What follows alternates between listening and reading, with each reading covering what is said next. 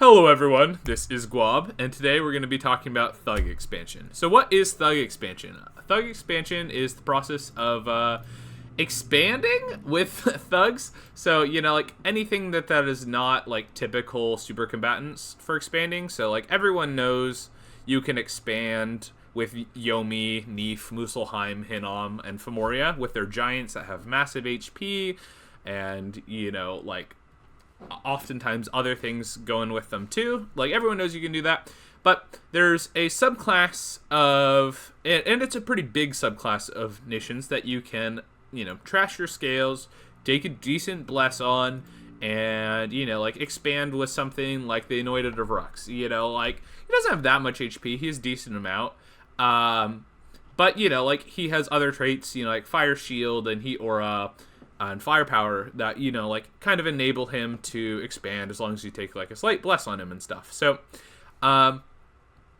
why we do Thug expansion is mostly it is I just think doing Thug expansion is fun. It can surprise people. If you do Thug expansion, that means you generally have a great bless for thugs, and thugs are really adaptable.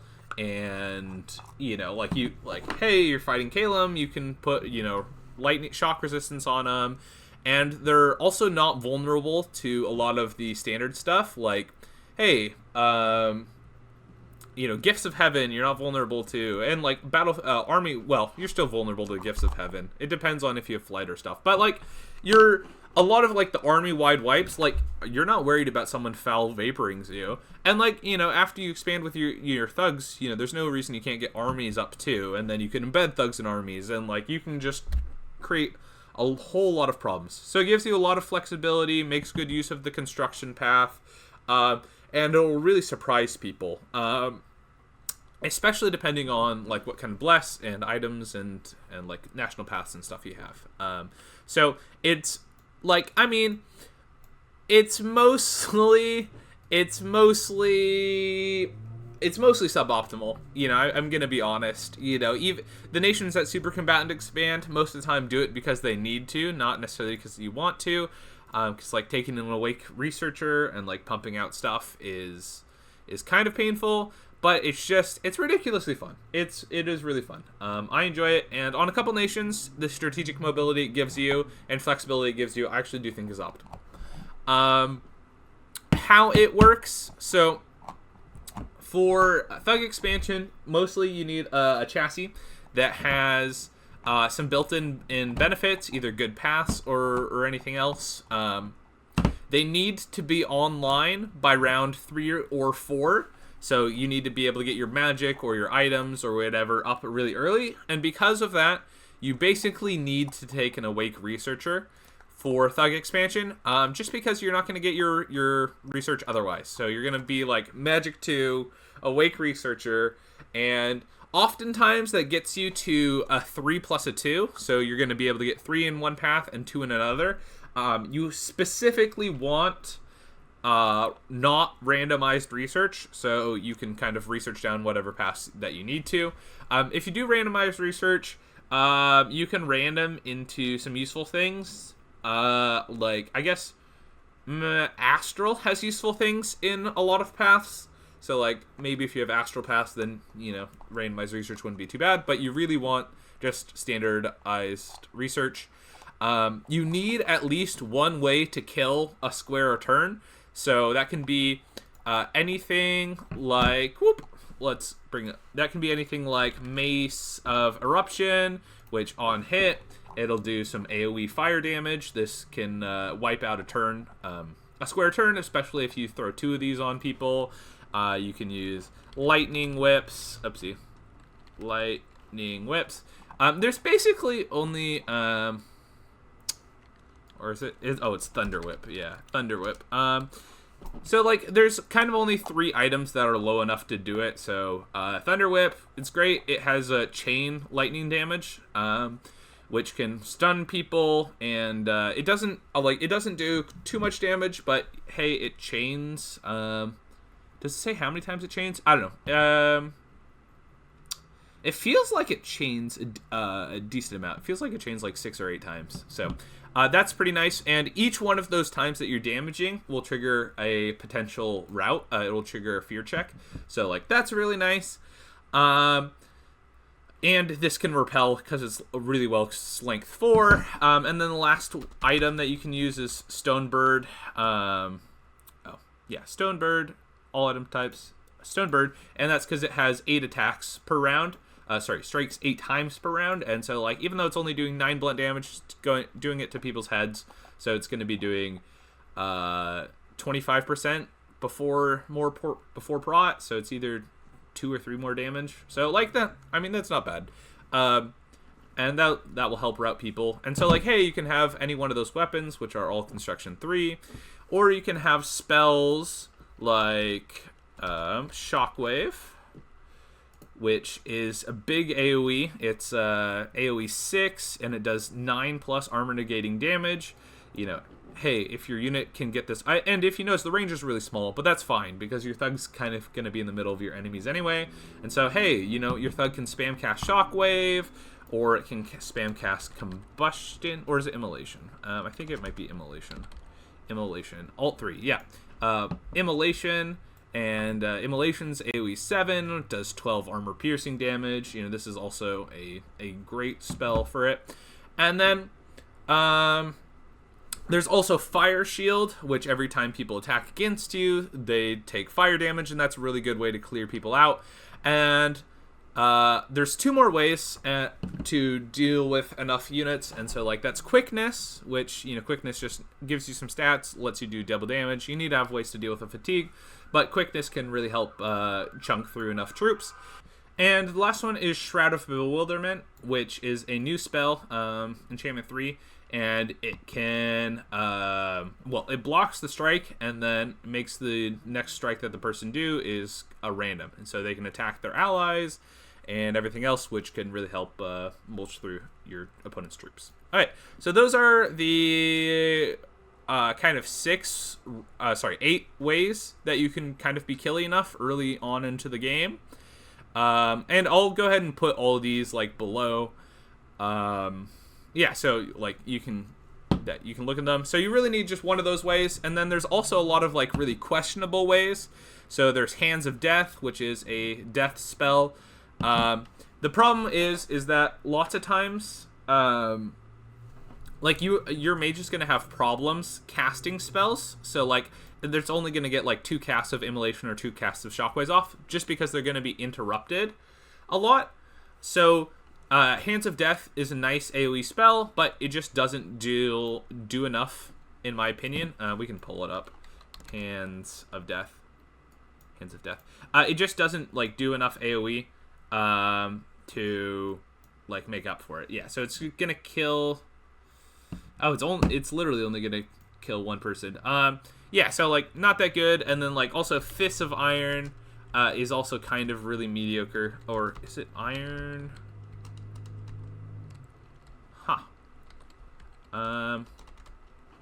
Well, it's an alteration spell. Anyway, it's not super important. I think it's something like Fist of Iron. That's a early alteration earth spell.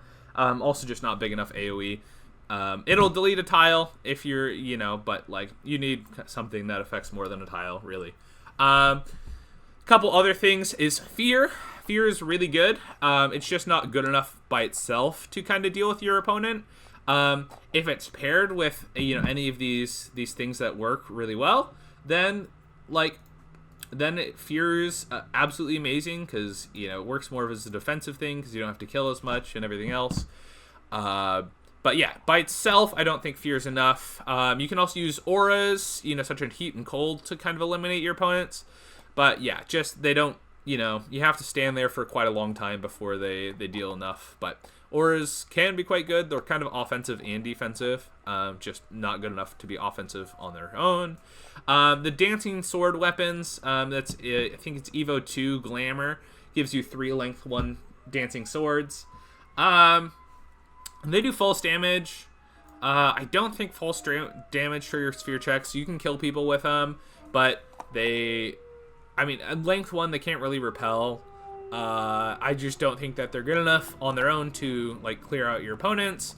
Blood Vengeance is great, don't get me wrong. Whenever someone deals damage to you, they have to pass an MR check or they take that much damage. But the whole point of a thug is it's one dude versus, you know, like, well, I mean, if you're expanding, then it's versus like 30 PD, 40 PD. You know, it's versus a lot of troops. And Blood Vengeance, you have to take damage to deal damage, and so like unless you're a giant, Blood Vengeance is not going to be good. And if you're a giant, then there's better, just better ways to do it. And then you're doing SC expansion instead of Thug expansion. So, no, I think Blood Vengeance is pretty meh for our purpose, even though it's decent overall. Fateweaver lowers your opponent's attack and defense rolls by one dice roll. It can be good when paired with other things. It's not good enough by itself because, hey, then you're just making it so you do one more dice of damage and you're one more dice likely to hit. So it's just like, I mean, that's pretty mid by itself because it's not doing direct damage. Then you also have Chishu's horned helmets, which both get one more attack, but it's just one more attack. So unless you pair it with anything else, it's not enough. Then we all have Boost of Behemoths, which grants Trample, and then there's also Trample. And Trample is really good, especially now that you can attack with Trample. But now that you can attack with Trample, Trample is already fatigue intense. And now that you can attack while trampling, it's even more fatigue intense. And so, like, Trample by itself is not enough. You can take Revig 5 times and take Blood Surge. And so you can get 6 Revig. And I don't think Trample is even enough then. Maybe if you're really big and have low encumbrance, then maybe it is. But, like, Trample by itself is not enough, in my opinion, for killing. So those are all the different ways you can do killing and stuff like that. And so then you also need 2 different ways to survive. And so the different ways to survive are Prot. So like there's some units that have just like really good built-in armor, or you can slap armor on them. So like good example of this is like, hey, Macone, their units start with where's Macone? I'm blind. Okay, there we go. Their units start with great armor. They're 21. So like, hey, this is really good. Or like even EA Statis's cavalry or stuff like that. So like, great Prot. It can either be, you know, armor, natural Prot. It can even be you throw armor on dudes. You know, whether the lion's pelt or like other stuff. But Prot is a great way to survive. It's like the most basic, you know. HP is great. Double your HP, you double your survivability, right? But if you double your Prot, you over double your survivability because it's subtractive. And so like if you go from 20 Prot to 40 Prot, like 20 Prot, you're not really gonna die. You're not gonna die fast. Like you will die to some indies, you know, like lizards and the bone tribes and some other barbarians and stuff, you know, or knights. You're gonna die to them. But if you go to 40 Prot, you're never gonna die to any dude unless you're just fatigued out. So like Prot is really nice. Increasing Prot is really nice. You know, these guys, they can cast Ironskin because they have Earth. So like they have high armor. They can cast Temper Armor. They can cast Ironskin. They have great base Prot. We could throw a Bracer of Protection on them. Bracer of Protection adds 2 Prot and 2 defense. But the thing is, we're already going to be casting Temper Armor. So that's going to be plus 7 Prot. And so we're going to be getting it to 30 and 30 and 25, and then we cast Ironskin, and this dude is going to be, he's going to be low 30s, you know, for protection. So like this, you know, like that would be enough Prot. That Prot would probably be enough defense on his own. But like there's a lot of ways to increase Prot, and Prot is great. There's also other spells that are Prot, what I would call Prot adjacent. And so this is like your mistform, this is like your mistform, your flying shield, your mossbody, temperflesh, skeletal body. So let's go ahead and pull up some of those. Oh yeah, I've selected for death. Mossbody.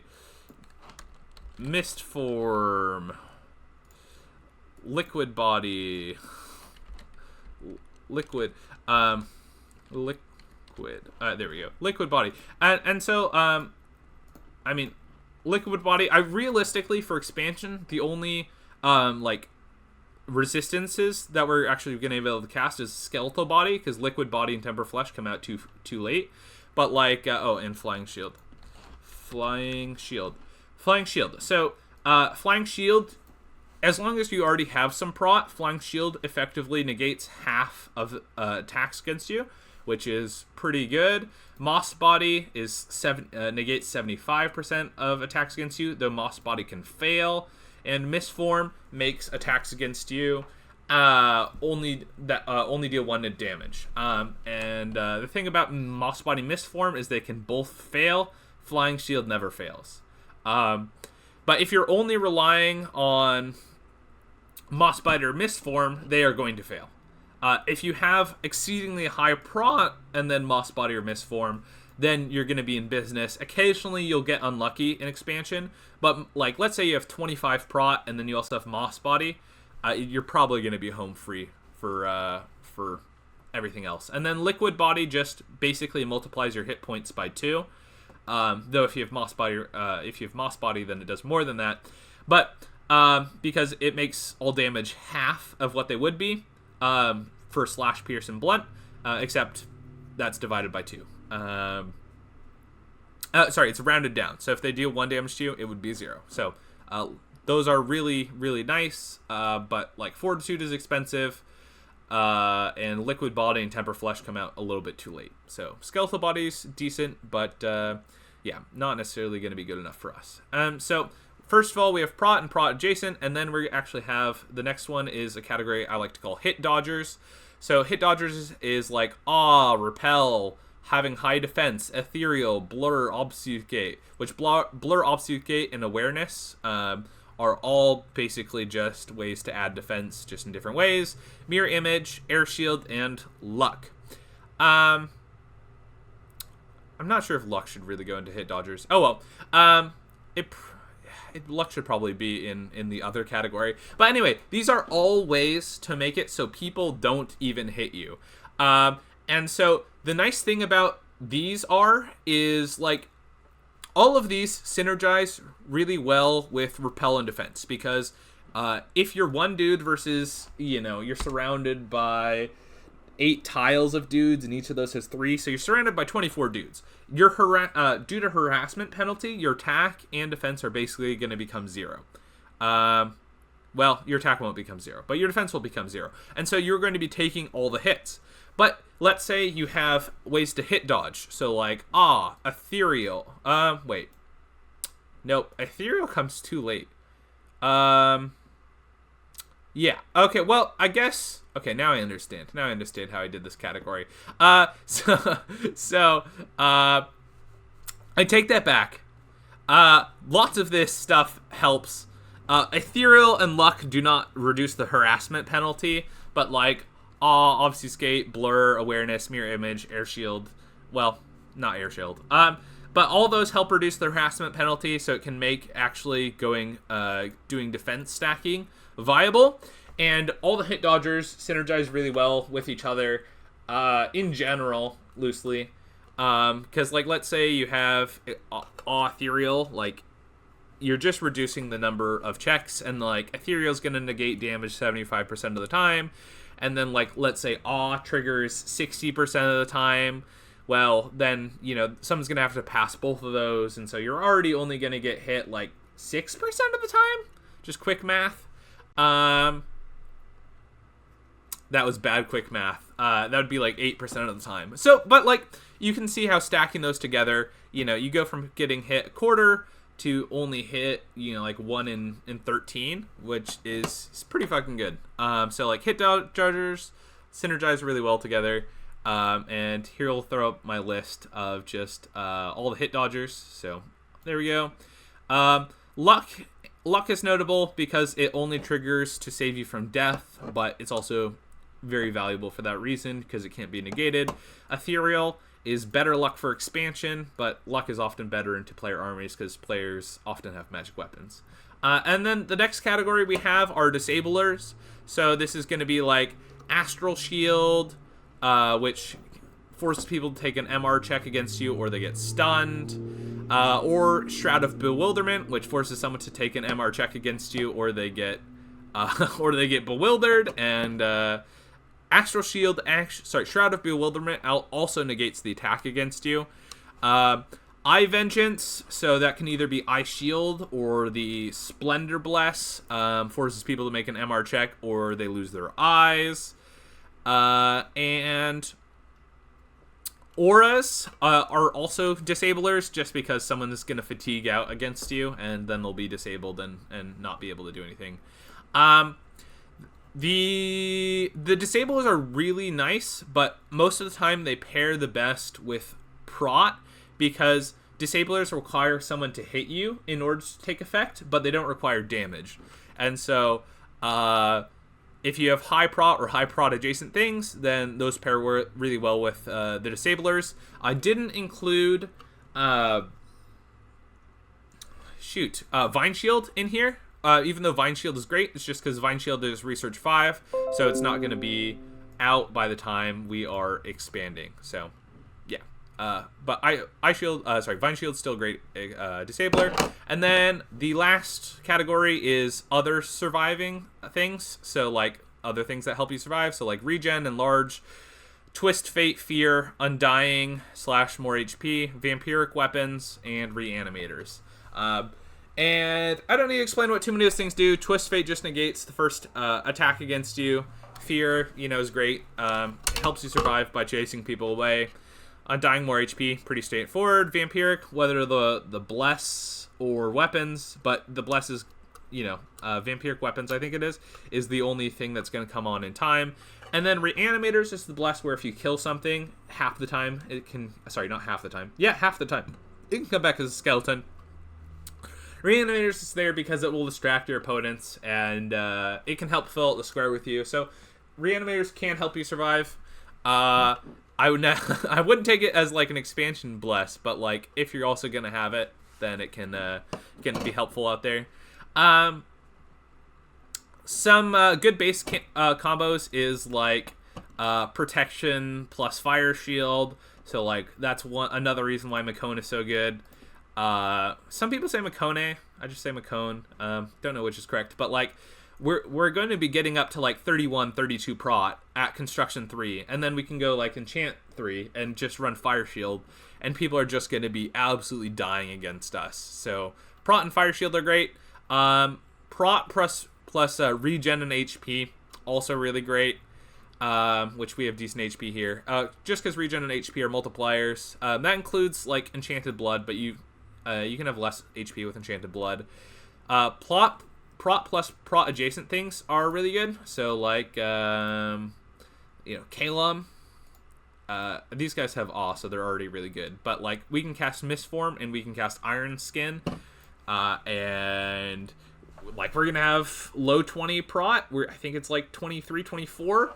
And we also have Mistform, so they're going to have to beat our Prot and then beat our Mistform. Well, beat our Awe, beat our Prot, beat our Mistform. And so, like, we're already only going to be taking damage, like, 2% of the time, 3% of the time. Just, like, it's really hard to beat all those things, too. So, like, Prot plus Prot adjacents are really good. And Prot adjacents usually aren't the best without Prot. Because like it makes mossbody and mistform easier to pop and other stuff like that. And like flying shield, if you only have flying shield, it's 20. It's 20 protection, but like a lot of units can beat 20 protection, so that's pretty standard. And then the thing a lot of people are doing nowadays that is good is off here.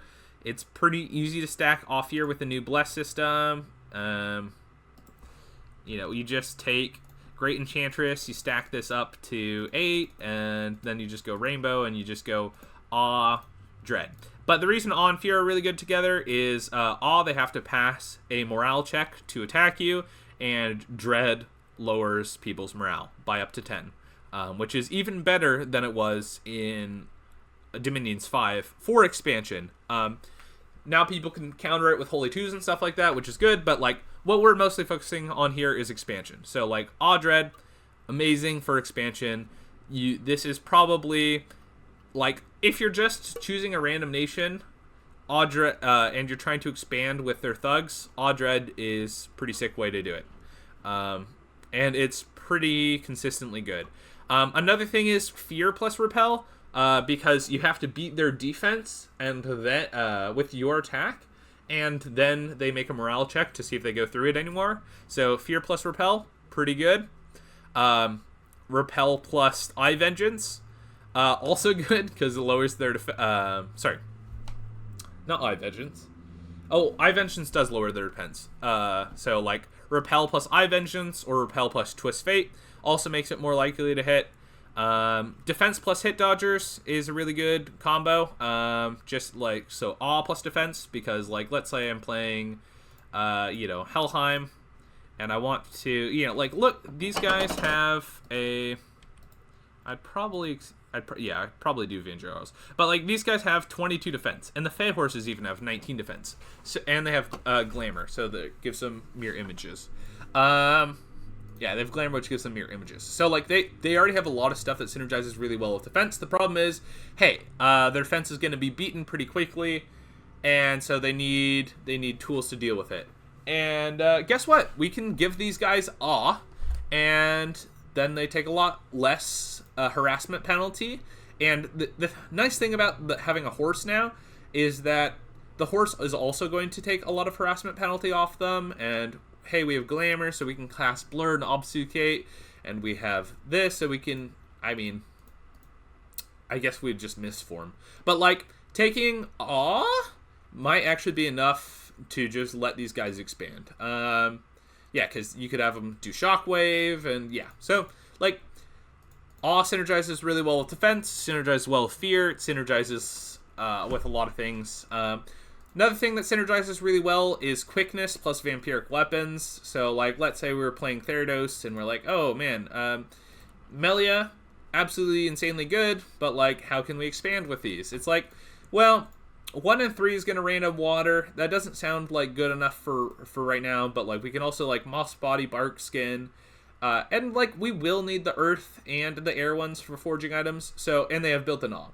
So, like, we can actually do a quickness... we can just do a vampiric weapons blood surge bless with these guys, and then we can only use the water randoms for expansion, and it actually works okay. Doesn't work the best. We need alt 3 construction 3 really for Melia, just because they don't have enough HP. Maybe you could just do it with alteration 3. But like, yeah. Quickness's main issue is that it causes people to fatigue out. Vampiric weapons makes them not fatigue out. Yeah, I guess if I was doing quickness vampiric, I would need to forge two attack items for them. They could even be a construction one though, because it doesn't super matter what they are. So yeah, quickness and vampiric weapons are really good. I've seen some Yomis use it, but you can even use it's really expensive to do both of them together, but on nations that have water mages that are sacred, that also have, other things that are desirable. So, like, this is recuperation, awe, protection, like, desirable things. Then it's worth doing vampiric weapons, in my opinion. Then another thing that's pretty good is doing, we'll pull these boys back up, is to do fate weaving, plus like auras or blood vengeance or repel, just because it lowers the defense checks, and all those things require defense checks. And so in addition to like being more likely to attack the people in general, it also is helping like your AoE clear. So like maybe on some giants you could do like regen fate weaving, or on Anointed of Rux, you could do Fate Weaving. I just don't think Fate Weaving is in general good enough. But, yeah. Maybe if you already have a Heat Aura like here, and we're going to do Repel because these guys get great attack stats, because, like, let's say we're going Heat 4, this is going to be 20 attack skill. So yeah, I mean, like, we could do Fate Weaving, attack bless, and give him a length 3 weapon, and he'll just be repelling. And like, the Fate Weaving was going to help with that, and it's going to help with the Heat Aura, and it's going to help with the Fireshield. And so like, hey, you know, we can't complain about that. Yeah, that'd be really good damage actually. And then another standard thing people are doing these days, that's pretty good, is you do Undying 5 plus Enchanted Blood. Your dudes will often get down to negative 10 HP or negative 8 HP or whatever. And then, thanks to Enchanted Blood, they'll regen back up before the battle is fully over. And before that, like, it's expensive to take regeneration just for, like, Enchanted Blood, just for, you know, to take 5 Undying. But, like, hey, Enchanted Blood is really cheap, and it allows you to use the Undying HP without, you know, dying for it, which is often what happens. And then the second to last combo that we want to talk about is, we'll pull back up Caelum, and it's doing Revig plus Immolate or Shockwave. And so these guys are fire or air 4. They can spam out Shockwave.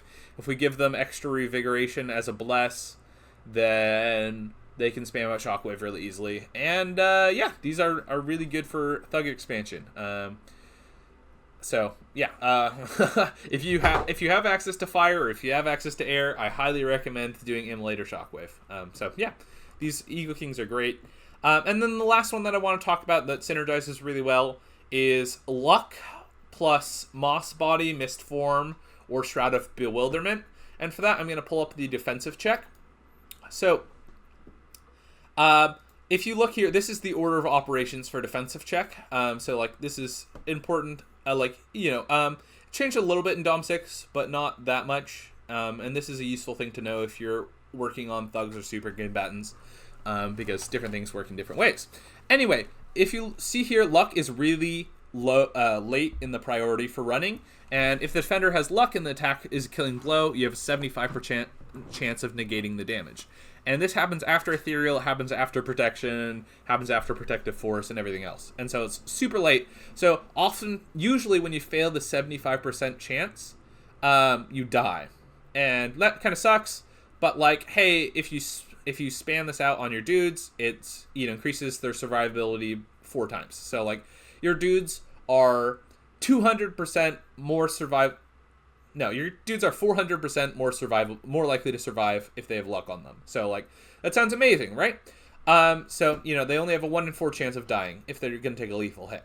But the thing is like, let's say you have mistform. Let's say you're a 10 HP dude and you have mistform. Mistform, as long as it doesn't fail, will make them take 10 hits to kill you. So you have a 1 in 10 chance of dying, right? But if you notice here, mistform actually takes place after luck. So let's say you have luck and mistform. Well, now they're going to have to beat the luck check, which is 1 in 4, and then only do 1 damage to you for mistform. So like, if you have luck and mistform, your dudes are only going to die 1 in 40 times to their check, which makes your guys's 4,000%? Yeah, 4,000% more survivable than they were. So like, luck and mistform are phenomenal together. But like, let's say you also get mossbody off. Well, now they have to beat the luck check, and then they have to beat the mossbody check, and mossbody procs 75% of the time. So like, now it's 1 in instead of 75. Oh yeah, okay, no. So then now it's 1 in 16. But let's say you have all 3 of them together.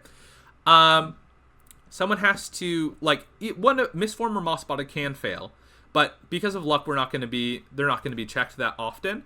But if we have all 3 of these, which would be very unlikely, but we can design our dude to do it, then they're only going to die 1 in every 160 hits. They have a 1 in 160 hit chance of dying, and then let's say we throw in ethereal or something else, and they don't have magic weapons. Well, now it's 1 in 520, 540?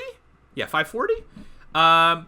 It's just like, it can really quickly get ridiculous, but like, luck mistform, mossbody, those synergize together. If they don't have magic weapons, ethereal also synergizes really well with these, because these are all just like chance to dodge. But like this is just mostly to show that like adding these things up together can be ridiculous. And let's say we also have decent HP and then enchanted blood and stuff like that, and so like let's say we're only getting to these checks like 1 in 10 times. Well, now like we're only going to be dying in 1 in 5,000 strikes, and like that's when you get to like super combatant status. I mean, yeah, because we'll take 24 attack checks a turn, and we're not going to be dodging most of those. So like, you know, well, we could do out the math all the way, but I'm just saying that synergizing ways to hit dodge hits, really nice. Luck synergizes especially well with these, and we can take a luck bless, but luck is super expensive, so I wouldn't in general do it. But like doing mistform plus ethereal, really good. You know, this is 1 in 40. You know, like we're already getting good again. So now let's kind of go over what we're looking for, what we want in our thug, in our nation, to be able to thug expand. So we want a good chassis, and so what that means is it's sacred. You can probably thug expand on Oceania and on Pangea, even though like their dudes aren't sacred. Well, on Pangea you can expand with the Dryad mothers, but you could probably expand with the Pans. Probably, because they have enough HP and stuff like that. But like Oceania, you could maybe expand with the Capricorns, but like in general, you want a sacred chassis, so then you can take a bless. You want them to have high prot or other built-in defense. So like Makon has high prot, you know, Hinnom has high prot, Ulm has high prot, but like nations like Abyssia, you know, have like Fireshield built in, or Caelum and Kailasa have Awe built in, and so like that's really good. And we can build our bless around that. Amazing stats. So if they have good stats, like Hinnom or Helheim, we can play around that, because like they have such high defense that we can take a bless to synergize with that and kind of just reinforce it. They have high air or fire, so then they can spam Shockwave or Immolate, because Air 2, we will fatigue out eventually by spamming Shockwave. It's probably not a problem, though. But, like, let's say we're Air 4, well, now we're really in business. Now we can spam out... We could even shoot out lightning bolts before the opponent engages us, and then start spamming out Shockwave. And, like, high fire, Immolate spam, that's good, too. If they have recuperation, that's a nice bonus, just because we are going to be taking a lot of hits. Not too many nations have built-in recuperation, but, you know, like Oceania... there's a lot more. Oceania, Russ. I think these guys have built-in recuperation. Yeah, like a lot of some nations have recuperation. It's not necessary, and it's not worth taking in a bless in general. But if they have recuperation, it is really nice, especially because we're going to be stacking up heroic traits. Earth astral income on the nation, or fire air income on the nation for items are really nice, or even just having earth nature mages together are really nice, so they can do lion's pelts. But if you have earth nature, oftentimes you don't need lion's pelts because you're already going to be casting ironskin.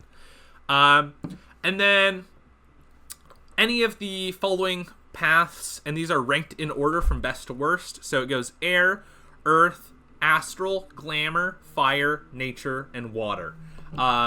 Those paths from best to worst is what we're looking for a nation. So, like, let's go ahead and look at Marvernia as an example. So, like, they have sacred dudes. They're old, but astral earth is not bad, especially because we can random water and stuff like that. But they're old. They don't have good stats. They have low hit points. They have no built-in protection. And the nation does get astral, earth, and nature. So, like, that's pretty good. These guys aren't a priest, or we could look into doing them. We could, like, recruit one, make it, and, like, the nice thing about these guys is you can recruit to a turn, but, you know, like, we'd have to bring someone else to bless, and they just don't have enough on anything else. So, like, no, he's old and doesn't have good enough stats. So, like, there's ways we could finagle it. We could expand with a party of 2 Boar Lords and a Vergobert, because both of these are going to be super fast to recruit because they only take half a turn. And then we have like the Vergobert's retreat and stuff like that. And like this guy's Berserk 5, you know, like you might be able to finagle it, but it's just not worth it. Yeah, it's just not worth it for a, well, Berserk 5. No, it's just not worth it for what is essentially like a mediocre chassis. And like Bear Tattoos give us invulnerability, which doesn't stack with the Berserk. You know, it's like, this guy's just going to die too fast, and it's just not easy enough to bless him up. So like that would be kind of a nation that we don't really want to try, but like let's go look at Sorrow. And it's like, well, not sacred. This is sacred. Has a magic tattoo to give invulnerability defense. It's like, 19 defense. But this guy only had, that's 16 prot. That's good. 10 defense. It's like, we could do something like that. Prot 14. There's no natural prot. So like, we could add prot. We could do prot and then Fireshield or something like this. Or we could even go for a defense play. The defense play probably is not viable with the low defense of the horse, because the horse is going to be the one that's taking hits most of the time. It's like, those are pretty mid. Warrior Sorceress, it has Combat Caster, which would be phenomenal if it had Air Pass or Fire Pass, but it doesn't. This could spam out Hands of Death. Nature 2s can do Enlarge Regen. The water ones are the ones that we'd be most interested in, because they can do Quickness and stuff like that. Snake Tattoo, Invulnerability, Magic Resist. Horse Tattoo. 19 defense. So like, this is pretty good. We could do something with that. And then this is possibly phenomenal. Magic Snake, Invulnerability, Fear 5. So Fear is really good. Prot 12, Defense 19. Prot 8, that's not good. And it's all natural prot, so it's gonna be harder for us to like just add natural prot. But like this guy can spam out Hands of Death. He can spam out Regeneration. This might be, you could maybe thug it. So like Sarmatia is a nation that we could probably figure out something for, just because their dudes have enough stuff on them. Okay, everyone, now we're going to be doing 3 different examples of kind of like different difficulty levels, kind of with thug expanding. So the first one we're going to go ahead and do is EA Caelum, which is actually pretty easy to thug expand with. We're just going to be doing Reinvigoration, Blur, Blood Surge. Actually, I'm going to change it. That's not a good bless. Something like this. But basically, we're going to be expanding using like Shockwave and stuff like that. So we want a little bit of Reinvigoration and we want a little bit of Blood Surge. But we don't actually need too big of bless on Caelum. We will do Great Sage. So we can trash Scales because that's not what we care about. Probably want to just do this, do that, trash that. We still need Growth too. We're just probably doing 4, and then we'll probably do 3 in every other path except that, because we want Blood Surge and we want Enchanted Blood. And I'm specifically not gonna go. I'm specifically not gonna go like off here.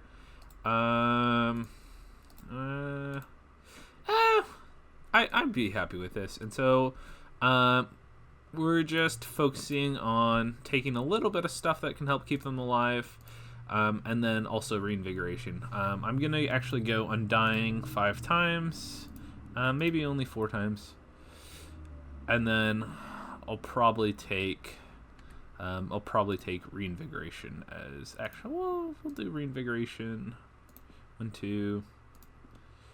And then we'll take 2 more Undying. And yeah, we don't have that many hit points. I could also take it larger, but Undying Enchanted Blood. So this is 8 points. Larger itself, I think, is 7 points. This is going to get us 8 HP and like also some regen. So it's going to be a decent amount of HP over time. Versus larger, which is only going to get us, that's probably 6 more HP. And we don't really need to be bigger in size, and the extra strength isn't really helping us since we're mostly going to be using Shockwave. So Enchanted Blood Undying is better in our case, and then we still get Reinvigoration, and we get a lot of value out of that. If you notice, the one that I had up there previously was running awareness and blur and stuff like that, because that synergizes really well with Undying. That synergizes really well with Awe, which we have built in, but we don't really need it. So, and like it's still going to be one person against many, even if we have Awe. So it's like not going to be really helpful over time. So let's do Caelum. We're just going to be rushing Evo 2 and then down Alteration.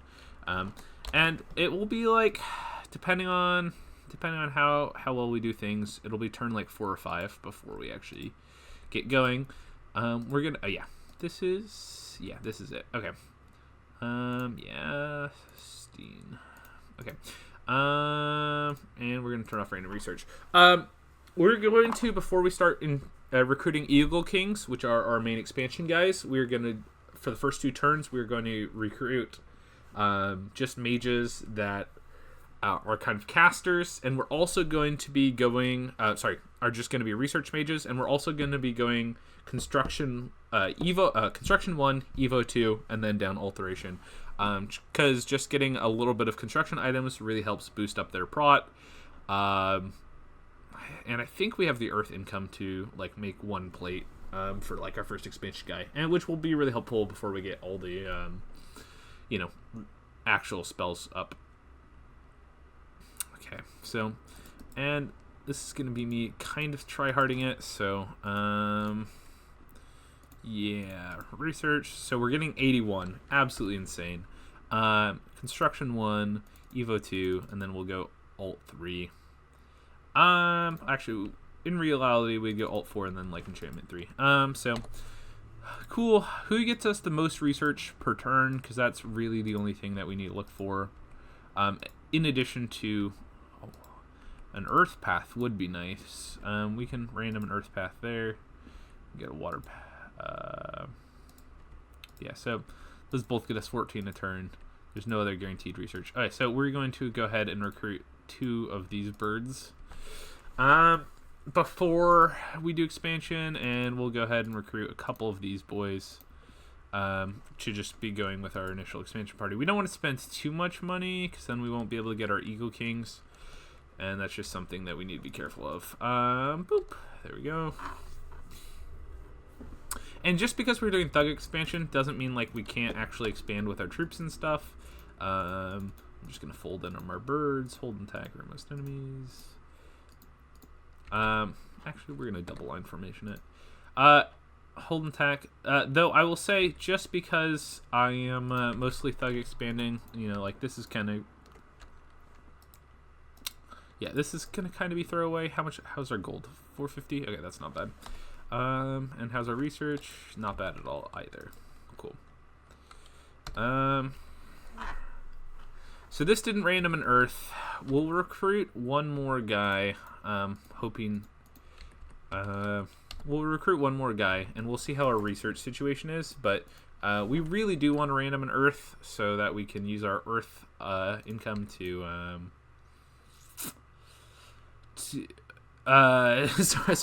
we really do want to recruit one more guy so we can use our earth income to like forge just a small black steel plate. They go on our dudes. Where are our sacreds? Here they are. Yeah, and they're not going to go down anytime soon. Oh. Did they actually go attack rear? Okay, I find that a little questionable, but, like, our sacreds are still good, even with the Thug Bless. Well, especially with the Thug Bless. Like, look at this guy. He's not going to die anytime soon. He's high attack, high strength, 18. I mean, 18 damage is not that much, but, like, it's good for Caelum, because we don't have too much damage to actually pierce through, but I guess we lost one sacred. Not the end of the world. It's going to be high attrition expansion, though, for us. Let's go here.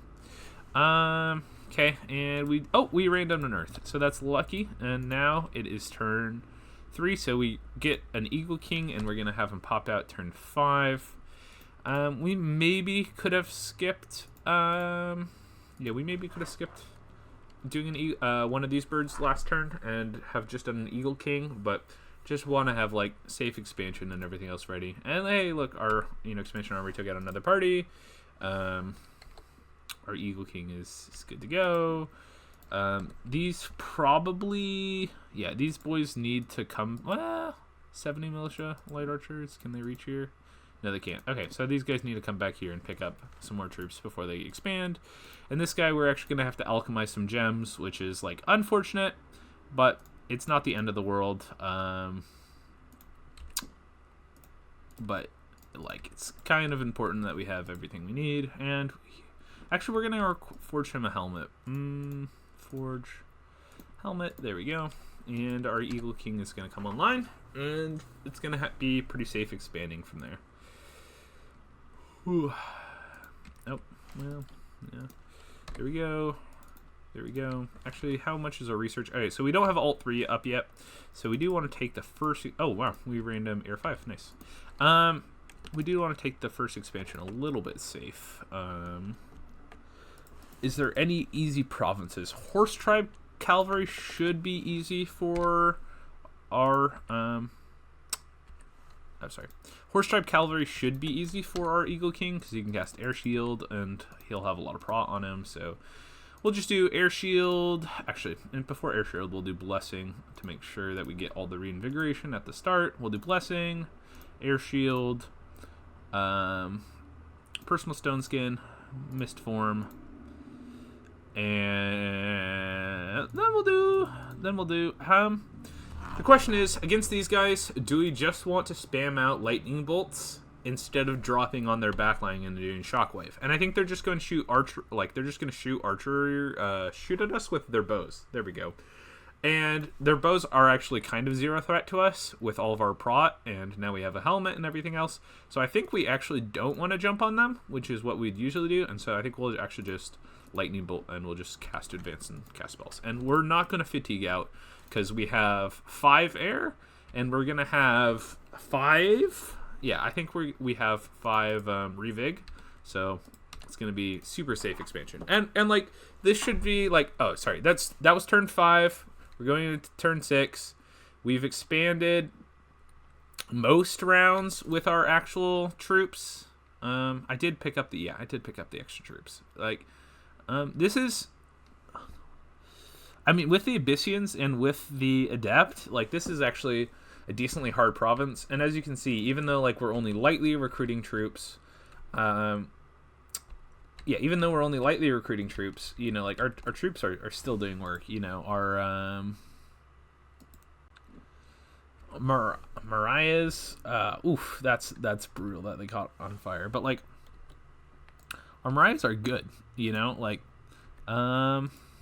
they do damage. That should be Mariah. Yeah, 13 HP. We could look at some unit histories. I will look at some unit histories. Mariah, 12. That one unfortunately died. But, like, Broadsword was repelled by Mariah. We were repelled by Mariah. They hit us for 0 damage. We repelled. Yeah, I even forgot that, like, with Blood Surge, they're going to repel even easier. Wow, he's doing a lot of repelling. They missed, they dodged, hit. Well, unfortunately, we hit them for 0. For 0. Oh, yeah, cool, they hit for 2 points of damage. But, so I guess that kind of doesn't really prove the point. But, like, they're not really going to die. Enchanted Blood helps make them up. Like, usually it's a really deadly expansion for Caelum, but, like, hey, that makes it really safe. Oh, sorry, and let's watch the Eagle King expansion. And sure, this is an easier province, but we were just waiting until we get ironskin up. Like, it's not like the end of the world. Personal stone skin. And here he's just going to spam lightning bolt. Oh, we actually took 3 damage there, but, that's fine. It's just chip damage. Took some more damage, just chip damage. And, like, look at our fatigue. It's 61. We have 5 extra revigoration. I guess our fatigue is going up a little bit, but it's not really an issue. And I think our fatigue is mostly going up because we have the helmet. And then now enemy closed into him. He can just shockwave and boom, they just run away like scared little doggies. Going into the ghouls and soulless would be a harder task because they have high enough morale that they can resist awe. No. Yeah, awe is a morale check. So yeah, pretty sure awe is a morale check. That's embarrassing. But anyway, like, but we can run into all these lizard men, which are really dangerous dudes. And let's cast ironskin. And instead of lightning bolt, here's what we're gonna do. We're gonna just do fly and attack, and then we'll advance cast spells. And so fly and attack just gets us into melee with them. And these guys are still expanding. Which armor of lizards is bigger? Okay, they're both 50. Okay, so we'll just run into here. And like we should win this pretty safely. Lizards are high damage dudes, but we do have mistform, so like it should still be pretty safe. And as you can see, our regular troops are still expanding. Safe. Oh no. Oh no. This is this is very sick. Blessing, AirShield. Oh, I shouldn't have put AirShield on. Oh well. Mistform. Should he have cast lightning bolts for longer? Okay, so he goes into the middle of them.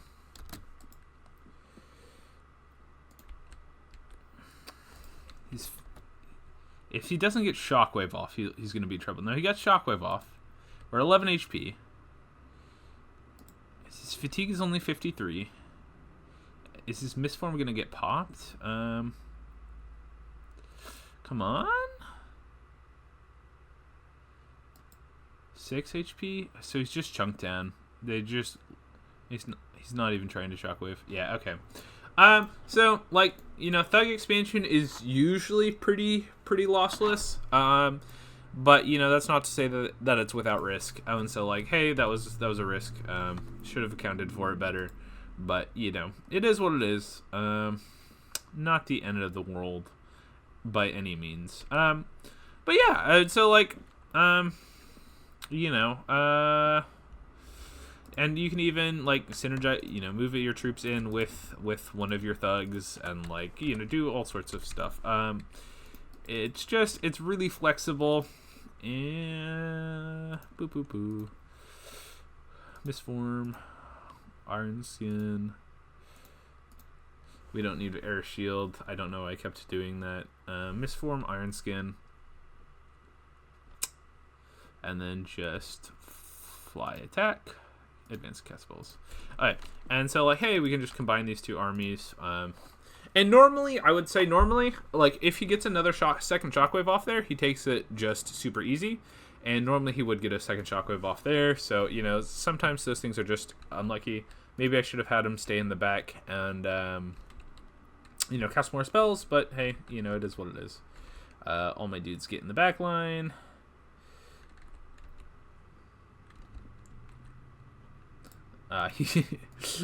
That's not super useful, but hey, it's fine. We didn't take many casualties at all. Yeah, we took 7. Yeah, it's fine. But anyway, so like makes it as you can see, like this is pretty flexible. This guy can definitely take this province, and like we're just gonna keep recruiting Eagle Kings, and they're just gonna get kind of more and more flexible. Like next up, we'll get like construction 3, and then we can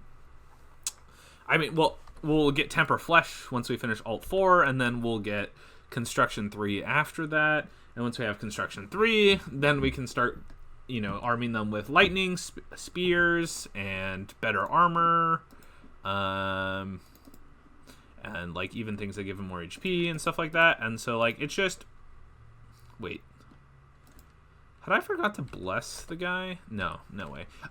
Anyway, so like they're really flexible, and like once you get repel up on these two, then they have all repel, and it's just it's just all sorts of goodness. I'm gonna do control 1, and this guy's gonna return to base to get more dudes, and like your expansion is not really that much worse, and you're just really flexible. I don't know, I like it, and yeah, like boom, he kills all 16. Oh, did he retreat? No. That is embarrassing. Oh well. I guess it happens. Maybe I should have sent 2 dudes into lizard provinces, because I mean you do have to be careful of lizards, soulless, and barbs.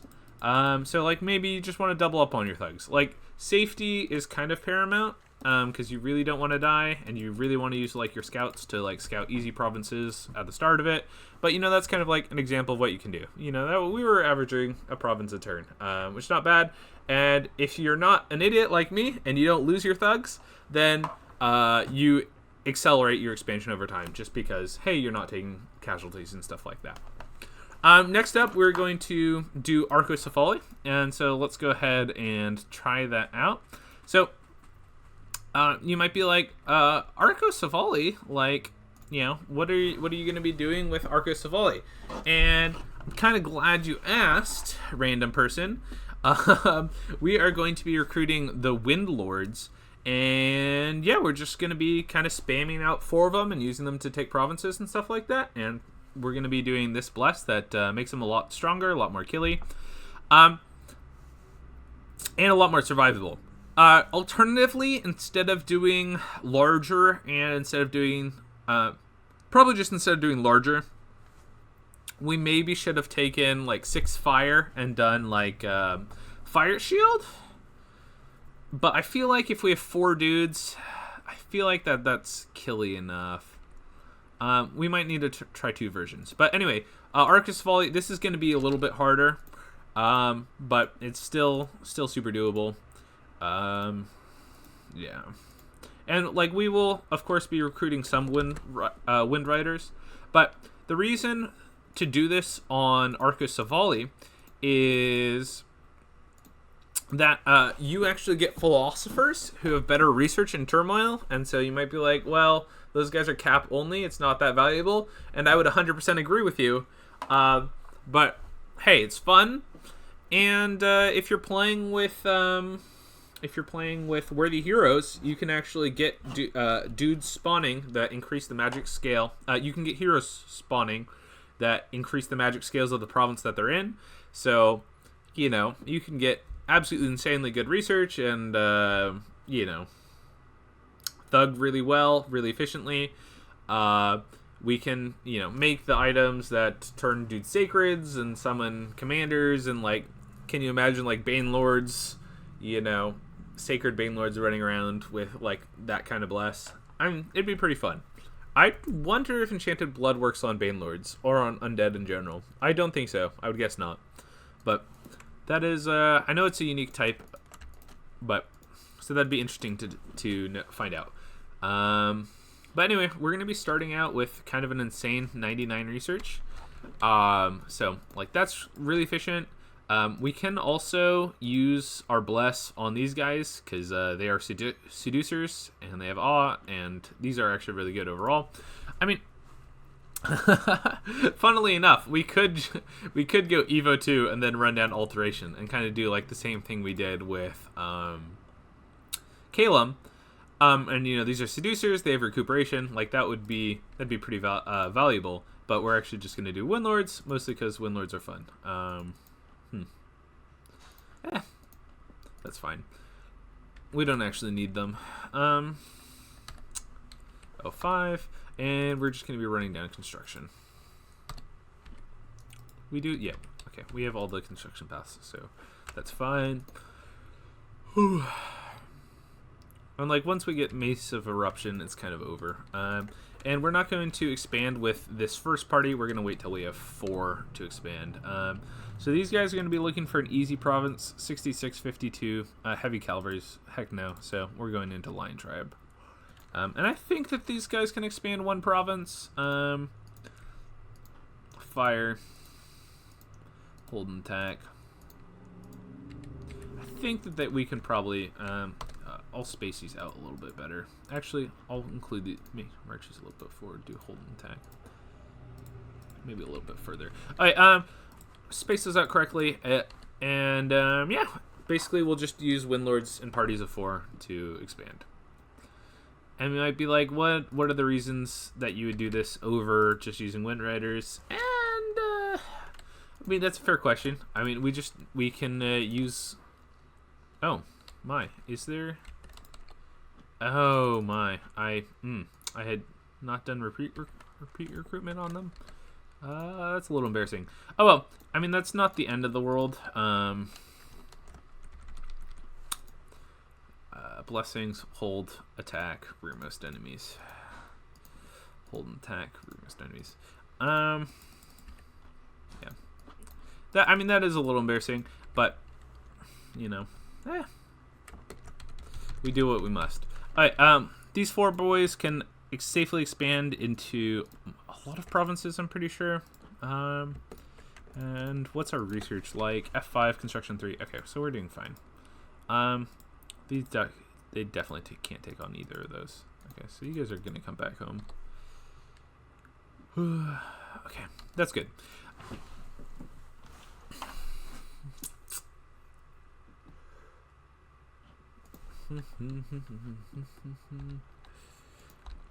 Boop. Blessing.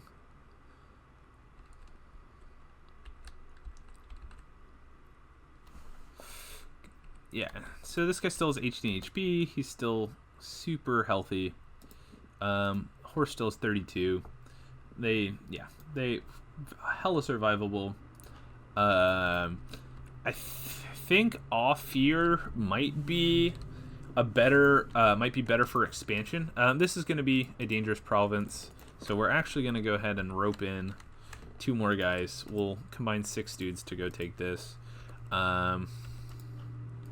And they should be able to take this super safely. Because you know when we're thug expanding, that's the ultimate goal, is to be safe. Hold an attack, root most enemies.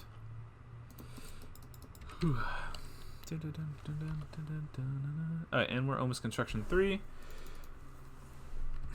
But yeah, I mean, main goal is to just show off different nations. Like, if you're looking for nations that can do sacred, like priest expansion, a good example is Caelum. Sorry, I said Caelum. What am I thinking? Is Cetis. Cetis can do it with their lizard chariots. You mostly want to run like hardskin Fireshield. Another nation that can do it is Sarmatia. I don't think too many nations can actually do it, which is one reason why I'm doing it with Atlantis. Alright, so cool. We won that pretty easily. I probably didn't need to join up that many dudes. Blessing hold. Okay, so these 2 guys can go expand on their own. These guys can go expand on their own. These guys can take 2 chariots, and so like, hey, look, now we are just doing an expansion party a turn, and I mean, that's pretty hot. And we are soon... Actually, we probably have the research now. Yeah, we have construction 3 now, so we can start forging some weapons. Unfortunately, we don't actually have... That was an oversight not to take fire on any of our dudes. But, like, we can... yeah, I mean, GSS. Heck yeah. There's no real items that we want on that guy. But, like... Just imagine us just rolling over opponents. It's going to be very hype. And I know the Arco's naturally good at expansion. That's true. But people are going to be really surprised. People are going to be really surprised at just... Okay, that was a mistake. But look, 4 dudes, take out all those guys. 4 dudes, take out all these guys. 4 dudes, take out all these guys. Oh, lost a Windlord, but like that's kind of okay. I mean, we'll watch this battle since it is presumably pretty risky. And I think Windlord commanders can call their mounts back. I mean, we can watch it and figure out pretty quickly. I mean, how low did they get? 27. 18, 32. Yeah, there's so much HP. And they're going to be so good at sniping opponents' commanders. I mean, our horses have a Prot of 16, and our commanders have a Prot of 23. Like, come on. Who's dealing with that? Really? So did I... oh.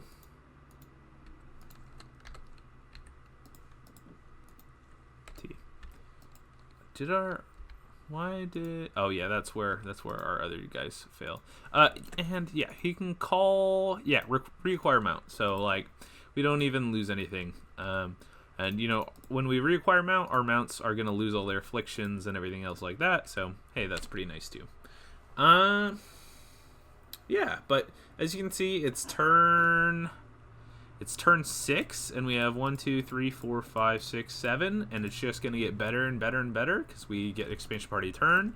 And, like, now we have items, and like now we can do like the GSS. Now we can do Pike, and you're like, you might be like, oh, you're falling behind on research. Well, we can always take a break and recruit Philosopher, and this guy is going to be getting us 16 research, and he's pretty dirt cheap.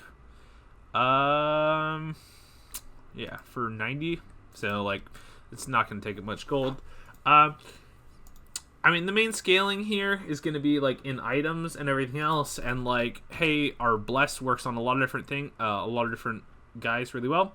Also, something a lot of people don't know is the Icarid champion is really good for thugging on Arco.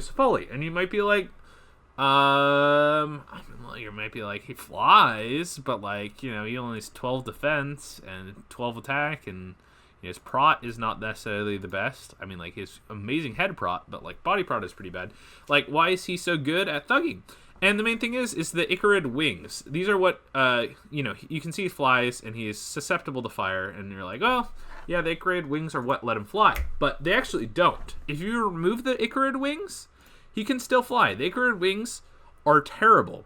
They have 8 body Prot, 3 defense, -3 defense, and 3 encumbrance. And then they also have 6 map move penalty. So if you slap some armor on him, which is like really easy to do. Well, we'll just slap some armor on him. So like, well, for Black Shield's plate, he loses his map move penalty. He loses the 3 encumbrance. He loses a lot of bad stuff. And so like we can slap this on him, and look, he instantly gets 2 more defense, and he instantly gets way more protection. And it's even less encumbrance, and the map move penalty is less, and so like now we can run over here and run over here, and so like we could even put a Shroud of the Battle Saint on him, and it's still more Prot, and he can handle our bless, and he's like pretty cheap. He's reasonably cheap. He's flying. We can do a whole lot of stuff with the Icarid champions, and these guys are recruit any fort as opposed to our Windlords. So like we transition out of Windlords eventually into Icarid champions, and like as you can see, recruiting Windlords is actually really cheap on our overall costs over time, because you know they're not mages, so it lets us get our infrastructure up pretty quick and everything else. If you ask me, is this the optimal way to play Arco? And I would say no. If you wanted to thug expand, it might actually be optimal to use the Oread. Well, no, I think Windlord expansion is probably optimal, but like it's a really nice tool to have in our tool belt. And like some people say like, hey, you know, your Wind Riders can't expand as safely as before, and like that's true. Wind Riders though, Windlords though can slap. So like this is another great example of thug expansion, and then we'll go ahead and go into the last one, which is the hardest. And we're going to go ahead and be doing EA Kailasa, and we're going to be doing vampiric weapons. Do we really want to be doing Blood Surge? What is the difference between these two? Okay, don't know. But anyway, oh, wait, no. Few created pretenders. We're doing Kailasa. Do I have... Oh, I guess I don't have one made up for Kailasa. So we're going to go ahead and make a Quickness... sorry, no, we're not doing Quickness. We're doing vampiric weapons for Kailasa. And this is the hardest because Kailasa doesn't have any built-in armor, like no Prot. But what they do have is they do have the Yakishini, which it has water, glamour, nature, and can also random like earth and astral. So like this is a really good chassis. This has awe, and it also has built-in kick. So this is going to be more attacks, which we want as many attacks as possible for vampiric weapons. Decent hit points, decent stats, good strength, but not too overwhelming of strength. And so And we do have Blood Fountain, which is kind of a must if we want to do vampiric weapons in a reasonably expensive way. So we can just throw all of the scales. Yeah, cool. That's exactly what we want. And then we'll also give him Astral for some more point blesses, and then he can also teleport around. And boom! Oh, cool. We can do this. And vampiric weapons are also great on our troops. Kailasa actually gets a thaumaturgy spell to give all their sacred troops, I believe. I think it's Thom 6, gives all their sacred troops quickness. And so, like, that's an extra bonus to go vampiric weapons on Kailasa. In addition, it'd be nice if we could take that would make our troops a lot better, but it wouldn't really help our main dudes as well. Spirit Sight, yeah, that would help. Not too much though. Enchantment Blood Surge. I honestly kind of just Undying. Okay, we can just take a bunch of points. We can take 4 points of Undying. That might be optimal. Anyway, sorry. Got distracted. So Quickness, you really need. You really want to be able to cast Quickness with vampiric weapons in order to get the most attacks off possible. And since we can apply Quickness pretty easily to our sacred troops, makes vampiric weapons even better. Though our dudes aren't naked, so they don't necessarily need that much fatigue recovery. But hey, with this guy, we can be putting up fatigue plays and stuff like that, so it's not really the end of the world. Cool. Let's go ahead and create world. Test. Delete game. And originally I intended to do something with off-ear, but like off-ear, Thug Bless is super easy to expand with. So like if you're really struggling with making a nation work, you can do Regen Fireshield, you can do Hardskin Fireshield, or you can do off-ear. Both of those two are like really good combinations for nations that have a hard time. Enchanted Blood Undying is kind of like a cheaper way to do that, where you also get like stats and other stuff like that. And the reason I'm going Undying is with vampiric weapons, we should be able to heal up back past the Undying. So even if we go into Undying, we're not going to be dead, which is a really nice benefit. Yeah, another really nice thing about Kailasa is our sacreds are recruit anywhere. So like we doubly get a big bonus from having an amazing bless. We have like astral nature mages, so we can spam wooden warriors on our troops pretty easily once we go up that path. Running up Thom is good for us anyway, because we have, astral mages for communions. And so like having communions back up our thugs, pretty nice. Yeah, I mean, like there's not really like Kailasa is kind of a nation struggling to kind of put something together in the early game because expansion is hard, because you guys don't have enough armor. But hey, if we can figure it out, then that's good. So what we're going to do actually is we're going to recruit a Yaksha first, because we want the earth to be able to forge items, and then we're going to be recruiting the Rakshini. Our dudes are really expensive, and they come out every turn. So, yeah, so we can't afford actually troops unlike the other ones, but it's going to be okay. Boop. Okay, and the research, even though he's not a rainbow, is 46. So it's not too bad, but we are magic 3, so we do start out with better research, and we're also going to be getting out more mages for research over time. So cool, we have our Earth Mage out. Not enough gold for that. That is really unfortunate. We'll recruit a Yogi. Not the end of the world. Heavy Kelv, Barbarians. Surprisingly not as bad for this nation as most nations. We probably can't actually take any of these. How many troops is this? 40, 40, 40, 60. We'll go into Icarus. We'll go into these guys. We're okay against Heavy Kelv, just because we have so many sacrifices we can do them. And like as I said, I'm not focusing super hard on the normal expansion. Okay, never mind. Oh, wait, we actually won that?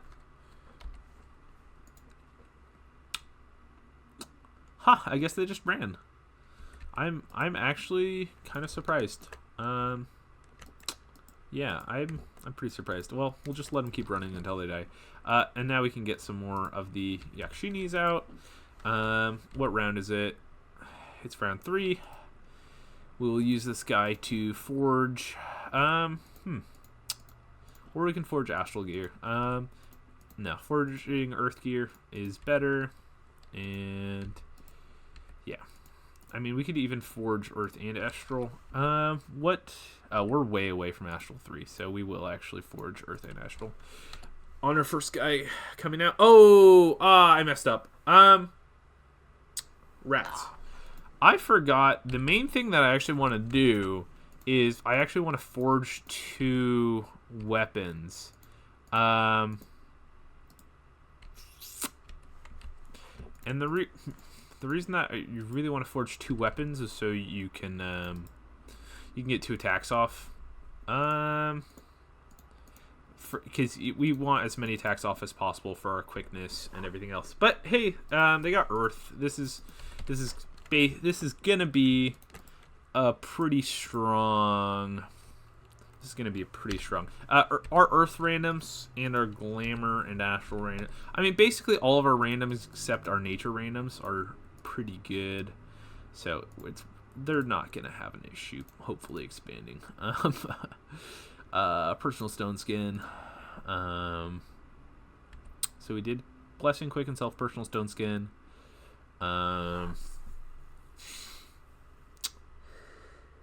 Blurred body, mirror image. We'll blur body, and then we'll hold, and then attack. Yeah, that's probably for the best. Yeah. So let's go ahead, and this is turn 4. So this is coming off a turn earlier than some of our other ones. But yeah.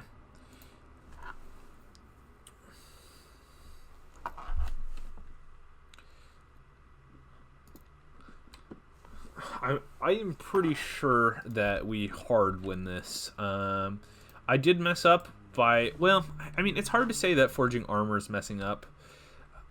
It's just, I think it's actually better to forge weapons than it is to forge armor. We'll see though, pretty quickly. So we're start at 23.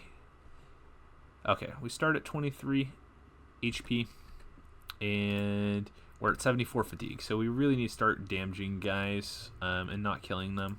Okay, 91 fatigue. Whew, 6. This is not good. This is not looking good at all. When we were fatigued out, we are dead. I'm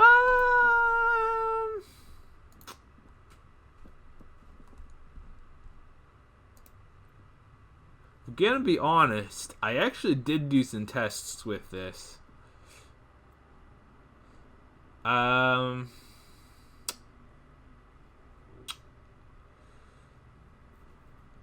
guess we just repelled a lot? Oh my, we were just repelled a lot. And then we... Oh my gosh, these militia were gods. Damn. Okay. We were getting spam repelled by the militia.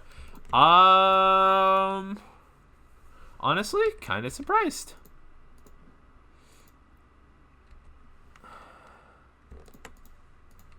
Kind of surprised. 5 alt 3, and then we'll go const 3. If we research with this guy, does it push us over the edge for alteration? Yeah, it does push us over the edge for alteration. Okay. I'm curious. I think if we have one sword, I think we will still attack with the fist. Don't quote me on that. It'd be really useful if we did still attack with the fist.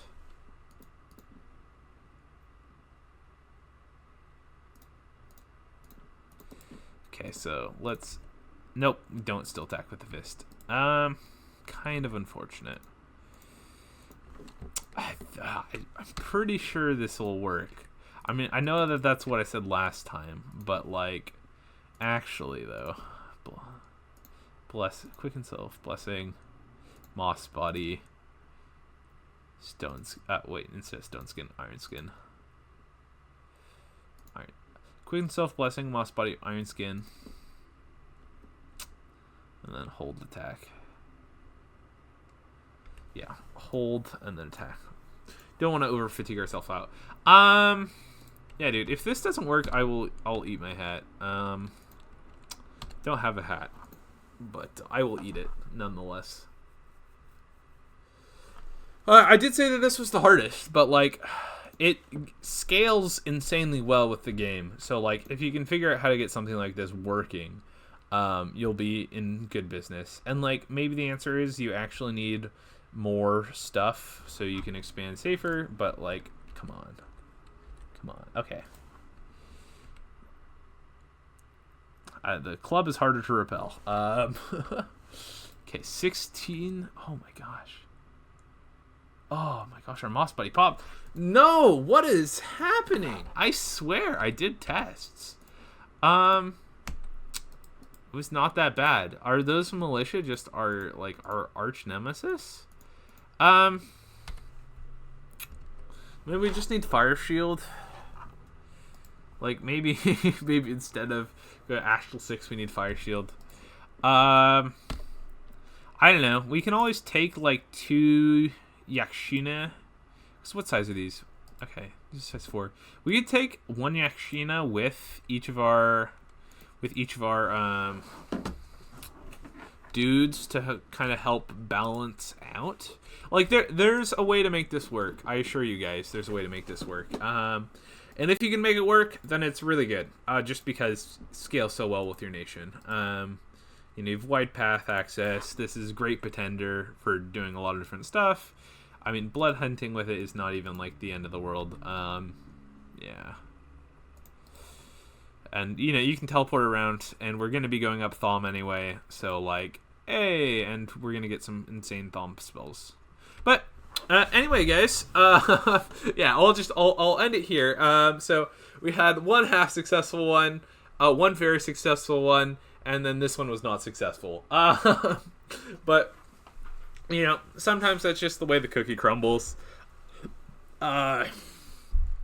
Since these guys are not slow to recruit, it wouldn't even necessarily be bad to pair them up together.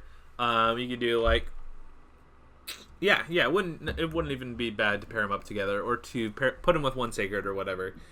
Something like that would probably work better.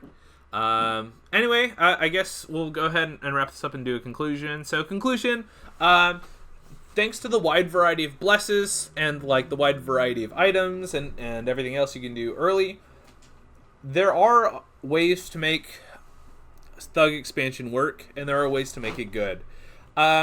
Awake researchers provide a lot more value in Dom 6 than they did in Dom 5 because it's harder for other people to get infrastructure up online, so you're going to get a big research advantage early.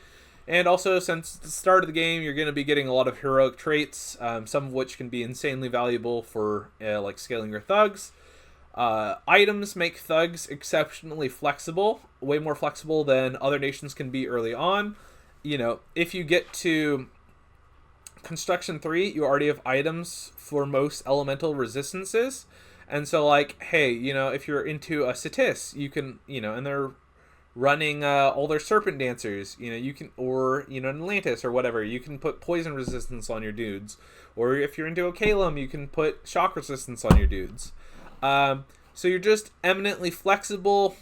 You can really deal with a lot of different threats. You are still weak to targeted evocations, and you're weak to guys who can do a lot of damage. And as you can see, Thug expansion can be insanely risky, but it's really rewarding when you pull it off, and as long as you practice, you are capable of doing it really well.